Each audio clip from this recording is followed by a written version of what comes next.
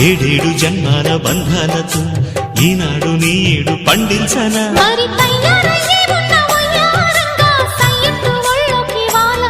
చూసుకొచ్చానమ్మా చూడు ఉత్సాహంగా చిన్నారి వన్నెల్ని ఏలంగా ప్రతిక్షణం